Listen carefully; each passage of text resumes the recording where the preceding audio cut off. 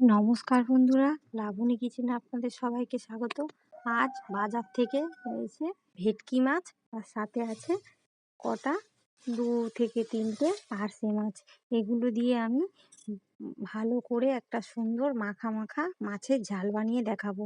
তাহলে মাছগুলো আমি কেটে নিয়ে রেসিপিটি শুরু করি। মাছগুলো কাটা হয়ে গেছে। ভেটকি মাছটা মোটামুটি বেশ বড় সাইজের ছিল, আর সাথে ছিল 2টো পার্শে মাছ আর একটা ছিল দাঁতনি মাছ। এই মাছগুলো দিয়ে আজকে আমি সুন্দর একটি মাছের ঝাল বানিয়ে মাখা মাখা মাছের ঝাল মাখিয়ে বানিয়ে দেখাবো।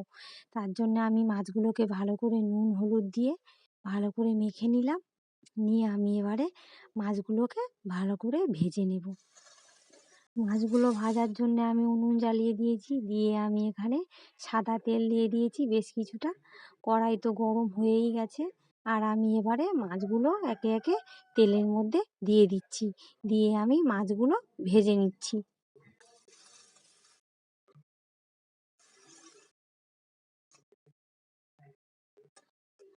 মাছগুলো সুন্দর করে ভাজা হয়ে গেছে, আমি এবারে এক পিঠ উল্টে দেব। আর ভেটকি মাছ তো বেশি অল্প একটু ভাজলেই হয়ে যায়। আমার মাছগুলো আমি একটু উল্টে পাল্টে দিচ্ছি। ভালো করে উল্টে পাল্টে দেওয়ার পর আমি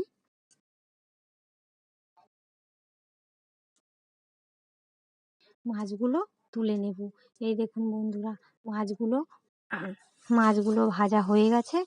আমি এবারে সব মাছ একে একে সব কড়া থেকে তুলে নিচ্ছি।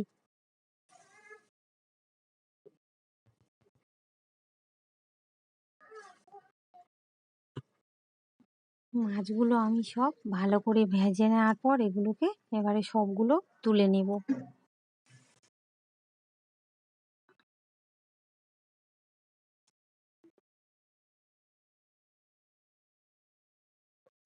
মাছগুলো সব তুলে নেওয়ার পর আমি এখানে একটু কটা মশলা নিয়েছি। এখানে নিয়েছি টমেটো কুচি, আদা রসুন বাটা, পেঁয়াজ আর কাঁচা লঙ্কা কুচি। এগুলো দিয়ে আর এই মাছগুলো আমি সব ভেজে নিয়েছি, সেটাকেও দেখিয়ে দিচ্ছি। এবারে আমি কড়াইতে আরও কিছুটা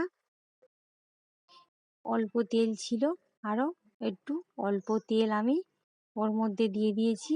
দিয়ে আমি যে পেঁয়াজ আর টমেটো লঙ্কা ছিল এগুলোকে কড়াইয়ের মধ্যে দিয়ে বেশ কিছুক্ষণ ধরে নেড়ে চেড়ে এগুলোকে লাল লাল করে ভেজে নিয়েছি। নিয়ে আমি এর মধ্যে দিচ্ছি পরিমাণ মতন হলুদ গুঁড়ো আর লঙ্কা গুঁড়ো, আর দিয়ে দিচ্ছি আদা রসুন বাটা। এগুলোকে দিয়েও আমি ভালো করে আমি কষে নেব।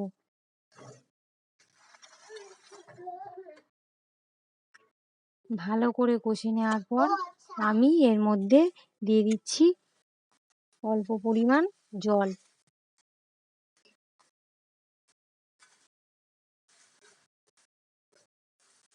যেহেতু আমি এখানে বলেছি যে অল্প মাখা মাখা করব, তাই এখানে বেশি আমি জল দিচ্ছি না।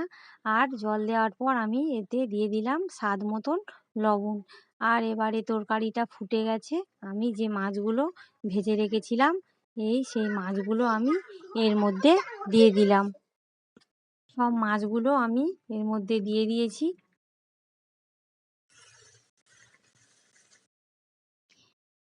মাছগুলো দেওয়ার পর আমি একটু কিছুক্ষণ ফুটিয়ে নিয়েছি। নিয়ে আমি এর মধ্যে এবারে দিয়ে দেব জিরের গুঁড়ো। আর আমি এখানে অল্প জিরের গুঁড়ো দিয়ে দিয়েছি, দিয়ে অল্প সামান্য, বেশি সুন্দর স্বাদ আসার জন্যে আমি একটু সামান্য চিনি দিয়ে দিলাম। আর ভেটকি মাছের ঝাল হয়ে গেছে, এবারে আমি এটাকে একটা থালার মধ্যে ঢেলে নেব।